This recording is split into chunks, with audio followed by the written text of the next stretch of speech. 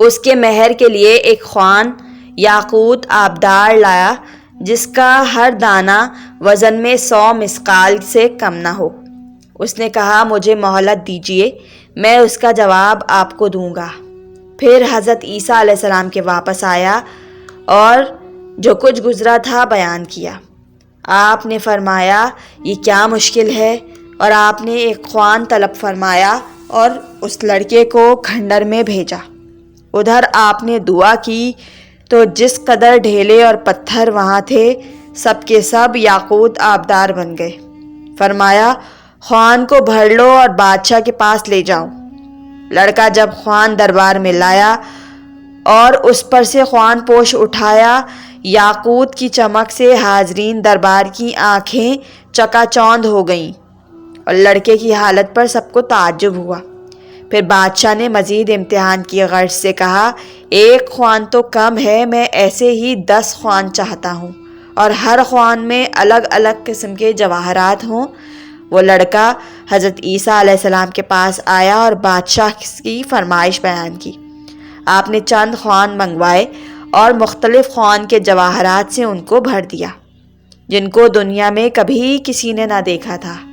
لڑکا وہ تمام خوان بادشاہ کے دربار میں لے گیا جنہیں دیکھ کر ہر ایک کو بے حد حیرت ہوئی۔ بادشاہ لڑکے کو تنہائی میں لے گیا اور کہا یہ تیرے بس کی بات تو نہیں اور نہ تجھ میں اس طرح شہزادی کے پیغام کی جرت ہے اور نہ ایسے امور عجیبیہ کے اظہار کی طاقت، بتا یہ کس کی طرف سے ہے؟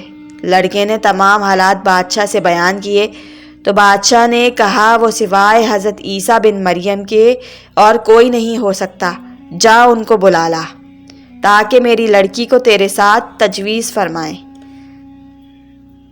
غرض کی جناب عیسیٰ تشریف لے گئے اور دختر بادشاہ کا عقد اس لڑکے کے ساتھ کر دیا۔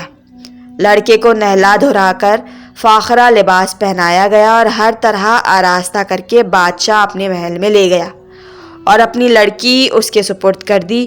دوسرے روز صبح کو جناب عیسیٰ علیہ السلام نے لڑکے کو طلب فرمایا اور گفتگو کی۔ اس کو نہایت دانا اور عقل مند پایا۔ چونکہ بادشاہ کے اس لڑکی کے سوا کوئی اور اولاد نہ تھی، لہٰذا بادشاہ نے اسی لڑکے کو اپنا ولی عہد بنا دیا اور تمام امراء و اراکین سلطنت کو حکم دیا سب نے اس لڑکے کی اطاعت قبول کی اور بادشاہ نے اس کو اپنے تخت شاہی پر بٹھایا۔ دوسرے روز بوقت شب بادشاہ بیمار ہوا اور دار بقا کی جانب رحلت فرمائی۔ لڑکا تخت سلطنت پر متمکن ہوا اور بادشاہ کے تمام خزانے، دفینے اور ذخیرے پر اس کو تصرف حاصل ہوا اور تمام امراء اور وزراء اور فوج وغیرہ نے اس کی اطاعت کی۔ اس کی مدت میں جناب عیسیٰ علیہ السلام نے اس ضعیفہ کے مکان میں بسر کی۔ چوتھے روز غروب آفتاب کے وقت جناب عیسیٰ علیہ السلام لڑکے کے پاس تشریف لے گئے تاکہ اس سے رخصت ہوں۔ لڑکا تخت سے اتر کر حضرت کے دامن سے لپٹ گیا اور عرض کی اے حکیم و دانا اور اے ہادی و رہنما، آپ کا حق اس ضعیف و بینوا پر اس قدر ہے کہ اگر رہتی دنیا تک زندہ رہوں اور آپ کی خدمت کروں تب بھی ہزاروں میں سے ایک حصہ بھی عہدہ برا نہیں ہو سکتا، لیکن ایک شبہ میرے دل میں پیدا ہو گیا ہے کہ تمام شب میں نے اسی کے خیال میں بسر کی اور اس سامان عیش سے جو آپ نے میرے لیے مہیا فرما دیا ہے میں نے بالکل فائدہ نہیں اٹھایا، اور اگر آپ نے اس مشکل کو حل نہ فرمایا تو میں ان میں سے کسی چیز کا استعمال نہ کروں گا، نہ ان سے فائدہ اٹھاؤں گا۔ حضرت نے فرمایا کہ وہ کیا خیال ہے جسے تجھے پریشان کر رکھا ہے؟ لڑکے نے کہا کہ وہ عقدہ ہے کہ جب کہ آپ اس بات پر قادر ہیں کہ مجھ کو 3 روز کے اندر لکڑہارا اور بار برداری کی پستی سے نکال کر اوج جہاں بخشی تک پہنچا دیا اور خاک مذلت سے اٹھا کر تخت رفعت پر بٹھا دیا، تو خود کیوں ایسے بوسیدہ کپڑوں پر قناعت کر رکھی ہے؟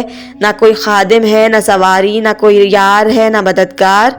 حضرت عیسیٰ علیہ السلام نے فرمایا جب کہ تیرا مطلب حاصل ہو گیا اور تیری آرزو پوری ہو گئی پھر تجھ کو میری حالت سے کیا سروکار ہے؟ لڑکے نے کہا اے بزرگ نیک کردار، اگر آپ نے توجہ نہ کی اور اس عقدہ اور گرہ کو میرے دل سے نہ نکالا تو مجھ پر احسان نہ کیا، اور یہ کچھ آپ نے جو مجھے عطا فرمایا ہے اس میں سے کسی چیز سے متنفع نہ ہوں گا۔